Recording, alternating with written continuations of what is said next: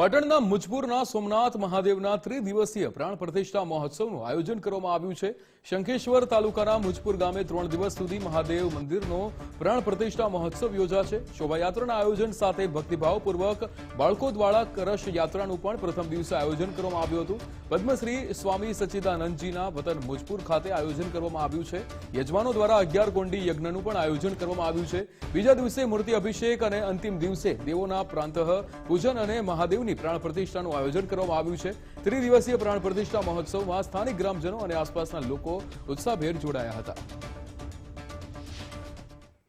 આ કાર્યક્રમ પાટણ જિલ્લાના શંખેશ્વર તાલુકાના મુજપુર મુકામે પદ્મ વિભૂષણ સ્વામી પૂજ્ય સચ્ચિદાનંદજી મહારાજના વતન મુજપુર મુકામે સોમનાથ મહાદેવનો પ્રાણ પ્રતિષ્ઠા મહોત્સવ 3 દિવસનો યોજવામાં આવે છે।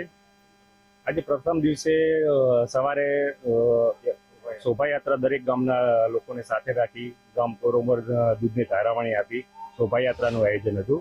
અહીંયા સોમનાથ શંકર ભગવાનની પ્રાણ પ્રતિષ્ઠા મહોત્સવ છે 3 દિવસનો। તો કાલે ગામના 5 જણા ત્યાં 12 જ્યોતિર્લિંગમાં પ્રથમ જ્યોતિર્લિંગ સોમનાથ મહાદેવના ત્યાંથી અખંડ જ્યોત અહીંયા લઈને મુજપુર ગામની અંદર સ્થાપના કરવામાં આવી છે। સમાજ ગામની દરેક દીકરીઓને બોલાવવામાં આવી છે। દરેકને યથાશક્તિ પ્રમાણે દાતા દ્વારા લાણી આપવાની આયોજન છે અને 11 કુંડી હવન કરેલો છે।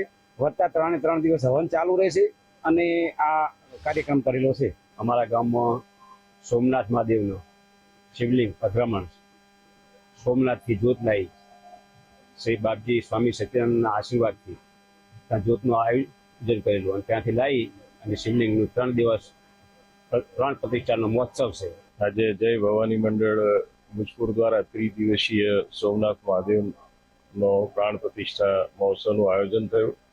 ગામના તમામ લોકોએ ઉત્સાહપૂર્વક ભાગ લીધો અને ખૂબ જ જહેમતથી જે જગ્યા જે બિનઉપયોગી અને બિલકુલ ત્યાં ભેંસ અને જે રીતે નકામી હતી એને એ લોકોએ ઉપયોગમાં લઈને ખૂબ સારી રીતે નિર્માણ કર્યું છે અને મંદિરનું આયોજન કર્યું।